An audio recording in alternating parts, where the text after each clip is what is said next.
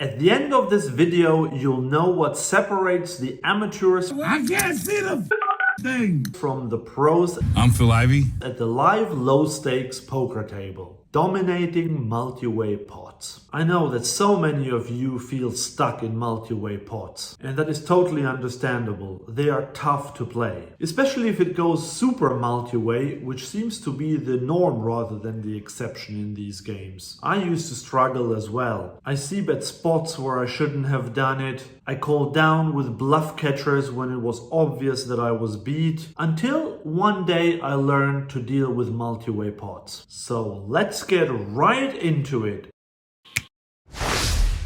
Okay, so let's say you raise under the gun, low jack calls, hijack calls, cutoff calls, button calls, small blind calls, big blind calls. You're going 6-way to a flop. Congratulations! Congratulations, congratulations, congratulations. Even if you have a good hand, you never really know where you stand. And if you have a bluff, you're afraid to go for it because someone else could obviously have something. Unless you have the immortal nuts, you're always navigating without a compass to some extent. And even if you have the immortal nuts, you now face another challenge. That is, how are you going to get paid? And here's where most inexperienced players go wrong. When they have a good hand and the board is scary, they bet their hand because they're afraid to get outdrawn. I get that fear, but here's the thing. If the board is Jack 10-5 with 2 diamonds and you c-bet, do you really think that someone with a flush draw or an open-ended straight draw will fold to your bet? Of course not. You can't protect against that. In fact, if someone has a draw, they might even raise you. And then what? Are you going to bluff catch on the turn and on the river and possibly get stacked for 200 big blinds to find out?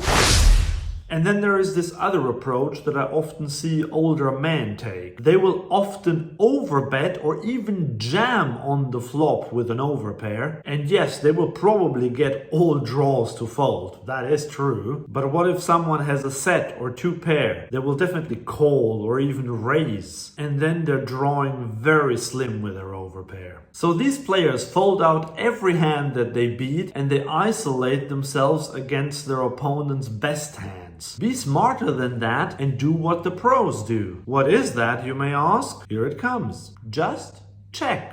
Checking is a superpower sometimes. And especially in multi-way pots, it is a massive superpower. Check your entire range, even against passive opponents. This has a couple of benefits. First of all, you don't invest too much in case you're beat. And I know what you're thinking. You want to win the maximum when you're ahead. And I get that. Problem is that if you're up against several opponents, your chances of winning the hand are actually not that great. Even if you have aces, you're actually an underdog to win the hand in a 6-way pot. Look at this. Sure, you are more likely than everybody else to win the hand with aces, but the other players combined have a higher chance of winning than you do with aces. Even if some of them are in the pot with King 5 offsuit or 9-7 offsuit. So it's better to check call with your good hands if someone bets. And the second reason why it's good to start off with a check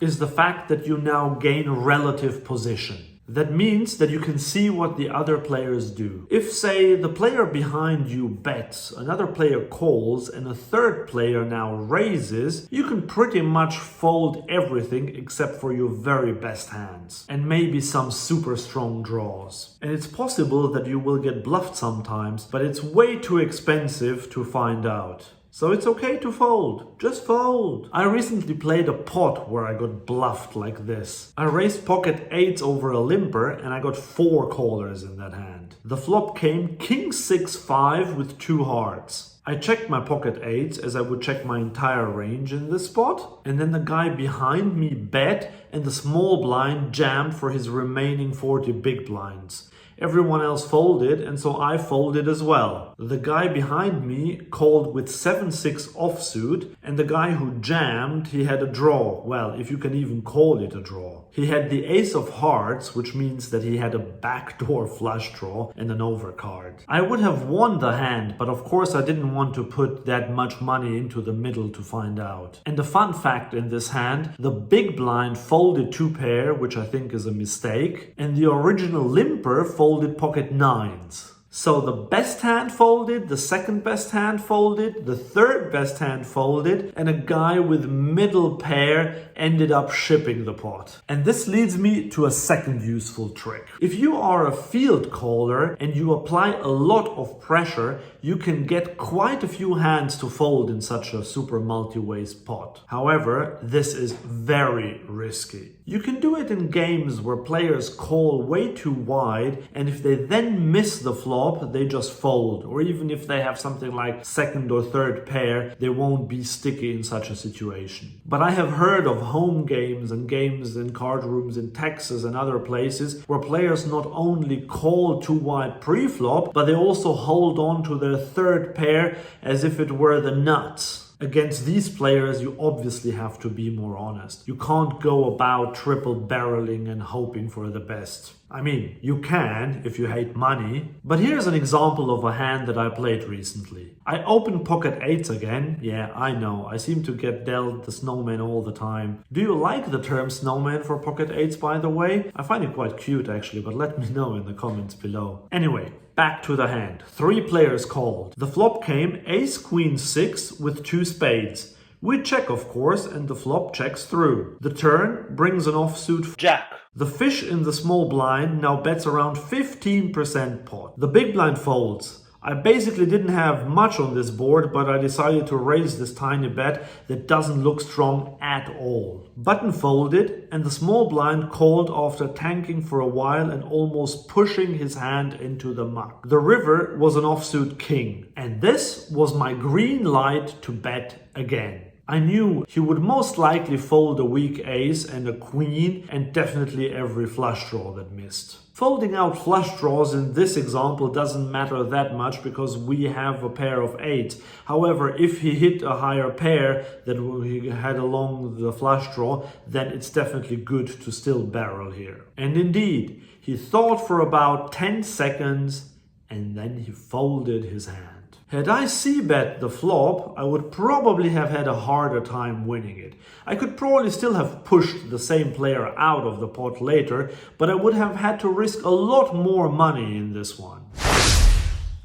Checking is even powerful in more high-stakes games where you don't typically have 6-way pots, but where 3-way pots are still fairly common. If you're in position, you can c-bet a bit more freely, but if you are monkey in the middle, I would always start with a check by default. Let's walk through an example, shall we? You raise in early position with king-jack suited. The player on the button calls and the player in the big blind calls as well. The flop comes king of clubs, queen of spades, 3 of diamonds. A lot of players would c-bet here, and I would too if this were heads up. But as monkey in the middle, we want to check and see what develops. If the button bets and big blind folds, we can call. If button bets and big blind raises, we can probably just fold. And if we have pocket aces instead of king jack, we might be able to check raise in this spot and play for stacks. And now let's talk about the one exception where I would c-bet. Say you open pocket jacks, the hooks. 5 players call. The flop comes ace jack 5 rainbow. There is no massive urgency for you to c-bet. It is still absolutely okay to check and let other players take the lead. But here it is so likely that one of the 5 players has an ace, plus someone might have a gut shot or something like that, so I would bet.